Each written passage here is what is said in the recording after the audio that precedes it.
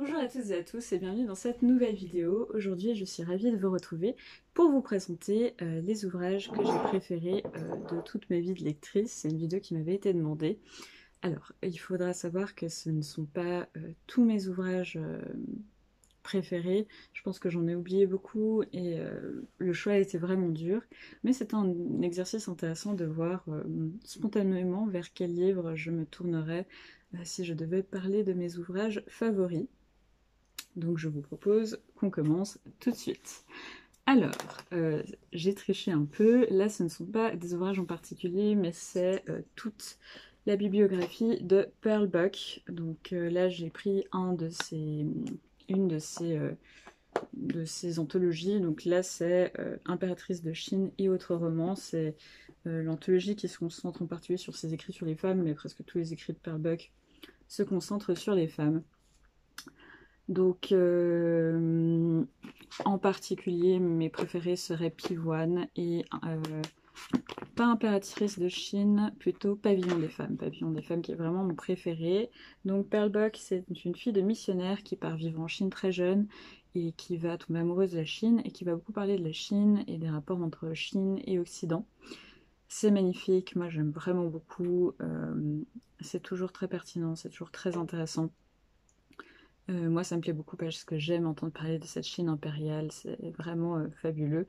Je trouve que Pearl Buck a une plume qui vous emmène en fait avec elle dans cette Chine si particulière. Donc voilà, je vous conseille cette anthologie, elle est vraiment bien, ces éditions Omnibus, très très bien.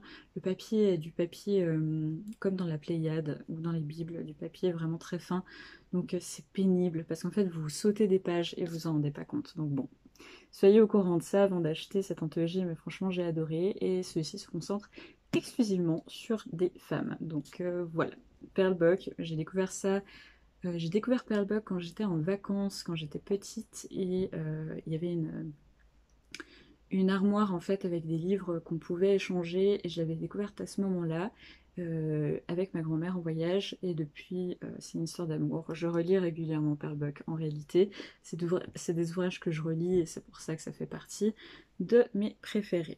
Ensuite, le deuxième, donc bon, ça compte pour un, on va dire que ça compte pour un s'il vous plaît, je ne peux pas choisir. Ensuite, le deuxième livre préféré, c'est le recueil de poésie Les Fleurs du Mal de Baudelaire. Là, j'ai une édition avec plein de post-it. C'est l'édition avec laquelle j'ai passé le bac et bon, c'est un ouvrage qui est très précieux pour moi. Donc, Les Fleurs du Mal. Les Fleurs du Mal, c'est le fameux recueil de Baudelaire qui va vraiment révolutionner la philosophie, pardon, j'ai travaillé sur la philosophie avant, sur la poésie moderne. Euh, et c'est un recueil, bon, je pense que tout le monde connaît Baudelaire, je vais pas plus présenter l'ouvrage, mais moi c'est vraiment quelque chose qui m'a marqué. J'ai commencé à lire Baudelaire, j'étais encore au collège, et j'ai continué encore aujourd'hui, je les relis, j'aime beaucoup. Mon préféré serait La Cloche fêlée. Potentiellement, je dirais aussi, j'aime beaucoup les tableaux parisiens en réalité, le voyage, l'invitation au voyage évidemment, l'horloge, voilà, l'horloge c'est mon préféré, vraiment, vraiment beau, plusieurs spleens que j'aime beaucoup, beaucoup, beaucoup. Euh, Par exemple, L'Irréparable aussi, je l'aime beaucoup, et les derniers vers de L'Irréparable pour moi sont inégalés en poésie, donc je vous lis un être qui n'était que lumière, or et gaz, terrassé, l'énorme Satan. Mais mon cœur, que jamais ne visite l'extase, est un théâtre où l'on attend, toujours, toujours en vain, l'être aux ailes de gaz. Donc l'espérance, en gros. C'est sublime. J'adore, je vous conseille tellement pour tous et tous. C'est vraiment un recueil de poésie qui m'accompagne, m'a marqué. J'ai fait des compositions dessus. Certains de mes textes sont, parce que j'écris à côté, même si je ne vous en parle pas beaucoup, mais certains de mes textes sont fortement inspirés par Baudelaire et c'est vraiment quelque chose qui m'accompagnera toute ma vie, je pense. Ensuite, je dirais que c'est Madame Bovary de Gustave Flaubert. Là aussi, c'est un ouvrage que j'ai découvert en passant le bac, et depuis, c'est un amour constant. J'aime énormément Madame Bovary. Donc Madame Bovary, c'est l'histoire de Madame Bovary qui s'ennuie et qui refuse de vivre la vie qu'elle doit vivre. Et pour moi, c'est un très très beau roman qui parle de beaucoup de phénomènes très très intéressants sur qu'est-ce que la vie, à quel point peut-on rêver sa vie, et est-ce qu'on peut la rêver sans la vivre en réalité? Pour moi, c'est un peu ça, ce roman. J'aime beaucoup Flaubert, je ne suis jamais déçue, mais en particulier Madame Bovary, c'est vraiment un ouvrage que je relis assez régulièrement, et à chaque fois, je suis stupéfaite par à la fois l'écriture et la beauté de l'ouvrage, tout simplement. Et le personnage de Madame Bovary me fait penser à quelqu'un que je connais. Donc c'est encore plus intéressant parce que voilà, c'est une petite touche un peu personnelle. Donc voilà, j'aime vraiment beaucoup. Ensuite, c'est Jane Eyre. C'est aussi un roman. En fait, je pense que c'est surtout que des romans que j'ai découverts quand j'étais plus jeune et qui m'accompagnent encore aujourd'hui. Donc c'est assez intéressant. Je pense que c'est que ça d'ailleurs. Je vérifie. Ouais, c'est que ça. Donc Jane Eyre de Charlotte Brontë. Donc Charlotte Brontë, c'est ma préférée des sœurs Brontë. Et donc là, j'ai la traduction de Dominique Jean. Et donc Jane Eyre, c'est mon ouvrage préféré de Charlotte Brontë. Donc de quoi ça parle? Ça parle d'une jeune fille qui va devenir gouvernante chez Monsieur Rochester. Et ce sera une histoire d'amour terrible et en même temps sublime, dans un grand manoir. J'ai pas envie de vous en dire plus parce que je pense que déjà la plupart des gens connaissent déjà Jane Eyre, et en plus je pense que c'est un ouvrage qui se découvre. C'est un sacré pavé. J'ai commencé à le lire assez jeune. Je crois que j'avais entre 10 et 12 ans. Et depuis, je crois que je le relis chaque année. C'est vraiment... C'est mon oxygène. Jane Eyre, c'est quelque chose que je trouve sublime. L'histoire d'amour, je la trouve sublime. Voilà des personnages intéressants et bien construits, et qui sont pas tout blancs ou tout noirs, mais profondément gris et profondément attachants et en même temps détestables. Vraiment, Jane Eyre, c'est toute ma vie. Je saurais même pas quoi vous dire. Et c'est pareil pour Hurlevent de Emily Brontë, donc la sœur de Charlotte Brontë, donc Wuthering Heights, pour les anglophones, si vous avez compris ce que j'ai dit, parce que j'ai un très mauvais accent. Donc préface de Patti Smith. Donc la plupart des gens, je crois, préfèrent Hurlevent à Jane Eyre. Moi, je préfère vraiment Jane Eyre, parce que Hurlevent, autant est sublime, autant je trouve que les personnages sont absolument détestables. Ils sont tous absolument détestables. C'est pas du tout une histoire d'amour pour moi. C'est une histoire de possession et de domination et de pouvoir. Donc bon, personnellement, je préfère Jane Eyre. C'est vrai qu'il est excellent. Donc là, on est sur une histoire de vengeance très sombre, très gothique, que j'adore aussi. Je ne vais pas vous raconter l'histoire parce que là aussi, je pense que ça se découvre. C'est magnifique, c'est un classique aussi, évidemment. Donc voilà, si vous voulez le découvrir, je vous conseille fortement. Lui aussi, je vais le relire bientôt, je pense. C'est sublime. Je trouve que les sœurs Brontë ont vraiment quelque chose d'assez exceptionnel, qui n'a pas été égalé dans l'histoire de la littérature, en tout cas de celle que je connais évidemment. Ensuite, pour rester dans la littérature anglaise du 19e, parce qu'en réalité c'est un peu ce que je préfère, j'ai voulu mettre tous les Jane Eyre, tous les Jane Austen. Pourquoi? Parce que je les ai tous lus, donc je vous les ai pas tous amenés ici, mais disons que... Ah oui, évidemment, j'aime beaucoup la troisième sœur Brontë, Anne Brontë, je crois, si je me trompe pas. Simplement, j'ai pas retrouvé l'ouvrage dans ma bibliothèque, donc je vous le présente pas, mais évidemment, on pourrait rajouter la troisième sœur que je trouve tout aussi intéressante. Donc ici, je vous ai apporté des éditions Penguin, Northanger Abbey, donc en anglais. Et tous les Jane Austen, je les ai lus en anglais et en français. Je les aime tous énormément. Mon préféré, si vous demandez à la Océane de 16 ans, ce serait Northanger Abbey. C'est pour ça que je vous présente Northanger Abbey. Aujourd'hui, je pense que ce serait Raison et Sentiment. Mais je les aime tous, prodigieusement. Je les aime tous, je les ai relus 1 milliard de fois. Et je prends tout le temps autant de plaisir à les lire. J'adore aussi les adaptations de la BBC que je trouve très très bien et très très belles et qui me font rêver. Donc voilà. J'ai bien aimé Emma qu'on retrouve sur Netflix aujourd'hui. J'ai pas encore regardé Il me semble qu'est sorti celui qui n'est pas terminé, je me souviens jamais du nom, mais qu'il a aussi été adapté par Netflix, que je n'ai pas encore regardé. Donc voilà, honnêtement, Jane Austen, si vous avez des jeunes filles, je pense que ça peut vraiment leur plaire. Ensuite, on va aller dans du beaucoup plus sombre et du plus contemporain. On est au XXe siècle. Je parle de Sylvia Plath, The Bell Jar. Donc ça parle d'une américaine qui va tomber en dépression et va tenter de se suicider et va être internée. Comme vous le voyez, c'est un ouvrage que j'ai vraiment adoré. Là aussi, c'est un ouvrage que j'ai découvert au moment de ma matu, parce que c'est l'ouvrage que j'ai choisi pour passer mon oral d'anglais. Et que dire, à part que honnêtement, je pense que c'est un de mes ouvrages préférés. Je l'ai lu plusieurs fois et après j'ai arrêté de le lire parce que les thèmes sont quand même extrêmement durs. On parle de suicide, on parle de dépression, on parle de folie ou d'impression de devenir fou. Donc on parle d'hôpital psychiatrique, donc ce sont des termes très très durs.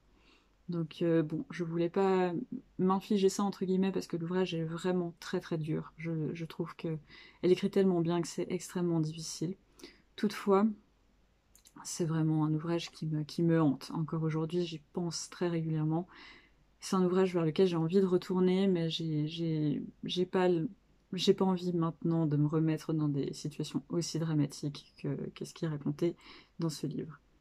J'aimerais vous lire juste un passage parce que vraiment c'est un ouvrage qui est tellement poétique. Par exemple,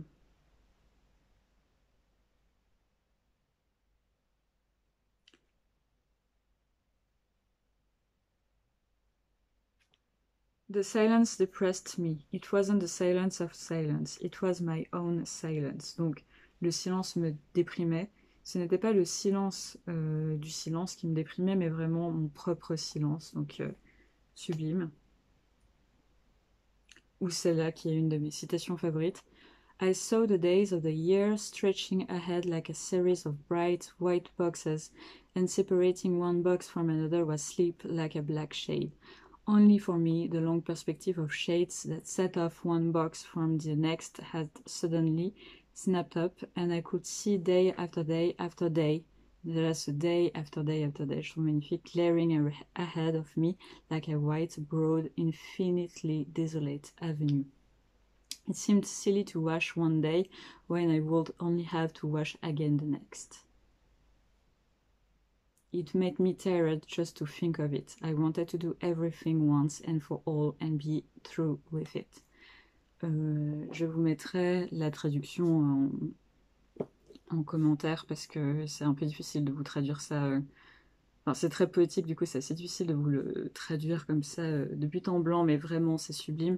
Ça s'appelle La Cloche Feuillée en français, moi je le lis en anglais parce que vraiment ça me prend aux tripes et j'ai pas envie de lire une traduction française, mais honnêtement si vous le trouvez, lisez-le, c'est juste sublime. Et si vous cherchez quelque chose dans le même style et que j'aimerais aussi mettre dans mes meilleures lectures de toute ma vie, il y a 448 Psychosis de Sarah Kane, que j'ai absolument adoré, que je n'ai pas, mais qui vraiment, je l'ai lu plusieurs fois. Et j'ai lu en même temps que Sylvia Plath et 4.48 Psychosis m'a notamment permis de faire la comédie musicale que j'ai faite pour mes études en musique, donc pour mon diplôme de fin d'année. Donc voilà, c'est vraiment des ouvrages qui m'ont accompagnée. Ensuite, comment ne pas parler d'Harry Potter. Donc je vous ai pris mes vieilles éditions que j'avais quand j'étais petite. C'était les éditions Folio Junior avec les petits personnages ici, etc. Cette maison d'édition me manque. Donc voilà, Harry Potter, je suis une très grosse fan d'Harry Potter. Je les ai beaucoup relus. J'ai beaucoup participé au monde de la fanfiction il y a une dizaine d'années. Donc voilà, peut-être que certains d'entre vous, si vous lisez de la fanfiction, me connaissent. Je ne révélerai pas mon pseudo pour tout un tas de raisons, mais notamment parce que c'était très loin et j'étais très jeune et étant donné que j'ai envie de continuer à écrire, j'ai pas forcément envie d'être... pas que je suis pas fière de ce que j'écris, mais on parle d'il y a 10 ans, des écrits qui ont 10 ans, qui sont toujours sur Internet, donc bon voilà, j'ai pas très envie de dévoiler mon pseudo. Si vraiment certaines personnes sont vraiment intéressées, vous pouvez me contacter, je pourrais vous le donner en message privé, mais voilà, j'ai pas envie que tout le monde soit au courant. Mais j'ai adoré Harry Potter, je suis très très fan d'Harry Potter, et si vous voulez savoir ma maison, j'ai toujours voulu vous dire que je suis Serpentard, mais je crois que fondamentalement, au fond de moi, je suis une Gryffondor, donc voilà. C'est une grande tristesse en moi, j'aimerais tant être une Serpentard, mais je suis vraiment juste une Gryffondor, donc voilà, ce qui est bien aussi, hein, mais j'adore les Serpentards. Ensuite, je dirais que un de mes coups de cœur de toute ma vie, c'est les mangas Fruits Basket. Je vous en ai pris un au hasard. C'est les doubles éditions des éditions Tonkam, je crois. Ouais, Delcourt Tonkam. Magnifique, magnifique. Donc ça parle de quoi? Ça parle de Toru, une jeune fille qui est SDF en fait, parce que sa mère est morte, et qui va être recueillie par une famille très spéciale, parce qu'en fait 12 membres de cette famille se transforment dans les 12 animaux du zodiaque. Et c'est vraiment un manga, je vous montre un peu l'intérieur pour vous donner envie. C'est un manga qui a déjà un certain nombre d'années, hein, parce que j'ai lu quand j'étais beaucoup plus jeune. Et là aussi, il m'a accompagné toute mon adolescence, mon enfance, mon adolescence et maintenant ma vie de jeune adulte. C'est un manga qui est à la fois de la fantaisie, mais je trouve qu'il est très bien fait, une histoire hyper touchante, une histoire d'amour que j'adore. J'adore Kyo et Toru. J'adore Yuki aussi, je les adore tous en réalité. Je prends toujours tellement de plaisir à les relire, ça me replonge dans un état de bonheur absolu que j'avais dans mon enfance. Et vraiment, si vous les connaissez pas, je vous les conseille. C'est en plus des mangas que je trouve extrêmement matures. Donc, tout en étant tout à fait adaptés pour des enfants. Donc, vraiment, je vous le conseille très, très, très, très, très fortement. Et enfin, je dirais, là encore, je triche. Je suis désolée, je triche horriblement. Désolée pour la caméra, je crois qu'elle a bougé depuis le début de la vidéo. Mais je dirais tous les écrits de Robin Hobb. Donc là, je vous ai amené Fool's Assassin, dans la suite de l'Assassin Royal, le troisième arc, on va dire, le premier tome du troisième arc, que j'ai en anglais, parce que c'est un des... C'est avec notamment ce livre que je sais aussi bien lire en anglais, parce que je voulais tellement le lire, parce que ça se concentre sur le fou, et sur Abeille, la fille de Fitz, sans spoiler parce qu'on ne sait pas avec qui il l'a, mais enfin je vous dis pas avec qui il a eu cet enfant, mais en tout cas c'est grâce à cet énorme pavé que j'ai lu en anglais, parce que je voulais lire en anglais, que je sais aussi bien lire en anglais. Donc bon voilà, celui-ci qui est peut-être mon tome préféré de tout ce qu'a pu écrire Robin Hobb. Évidemment tout Assassin Royal, le soldat chaman, évidemment. Je vous remets peut-être juste un peu plus, voilà. Évidemment, et aussi les aventuriers de la mer. Donc là je vous ai pris le tome 5 parce que je crois que c'est mon préféré. Donc Prison d'eau et de bois, et je voulais aussi vous montrer ces anciennes éditions. J'ai lu, qu'en fait j'ai derrière moi, et qui sont la plupart de mes éditions de Robin Hobb. Donc voilà, les aventuriers de la mer, c'est trop bien si vous voulez lire quelque chose sur les pirates. Je vous le conseille plus que fortement. Je vous conseille très très fortement. La saga L'Assassin Royal, en réalité, pour moi, c'est la meilleure saga de fantasy qui a été écrite. Les personnages sont tellement développés, l'histoire est tellement passionnante. Il y a les codes du genre et en même temps, c'est passionnant. Il y a des personnages comme Vérité qui sont juste fous. Le fou, on n'en parle même pas parce que c'est mon personnage préféré de toute ma vie. Donc c'est une saga qui m'a transportée, qui continue à me transporter, que j'ai envie de relire. Mais là, ça va peut-être attendre que je finisse mes études parce que ça va pas être possible pour l'instant, il y a trop de tomes. Mais voilà, je vous le conseille fortement. Je l'ai découvert là aussi quand j'avais, je pense, 9-10 ans. Et depuis, je suis une énorme fan et j'ai jamais arrêté d'être fan. Donc voilà, c'est tout pour mes 10 meilleures lectures de toute ma vie. Je compte juste 1, 2, 3, 4, 5, 6, 7, 8, 9, 10, 11. Il y en a 11 et j'ai parlé de quelques ouvrages en plus. Donc bon voilà, j'ai triché, je ne pouvais pas faire autrement. C'était vraiment des ouvrages que je voulais vous présenter. En tout cas voilà, c'est mes meilleures lectures. Il en manque plein, il y a plein d'ouvrages dont je voudrais vous parler, mais je peux pas. Par exemple, Les Salauds Gentilshommes, Le nom du vent, tellement d'ouvrages que je n'arrive même pas à vous les dire. Peut-être aussi Naruto, que j'ai tellement lu et qui a été tellement important pour moi pendant très longtemps. Euh, Voilà, mais il faut faire un choix, donc voilà, c'est le choix que j'ai opéré. J'espère que cette vidéo vous a intéressé, j'espère qu'elle vous a été utile pour vous donner des idées de lecture, des envies de lecture. N'hésitez pas à me dire quel est votre top 10 de vos meilleures lectures de tous les temps. Attention, je vous préviens, c'est vraiment pas facile, mais ça m'intéresserait énormément. N'hésitez pas à laisser... Désolée, je suis tellement excitée de vous présenter ces ouvrages, parce que vraiment c'est des ouvrages qui me tiennent super à cœur, du coup je bégaye un peu. N'hésitez pas à laisser un pouce en l'air si la vidéo vous a plu, à commenter, ça me fait toujours super plaisir d'échanger avec vous, et à vous abonner si ce n'est pas déjà fait, ça me permet toujours de m'encourager en fait, et c'est toujours chouette. Et je vous dis à très bientôt pour une prochaine vidéo. Ciao!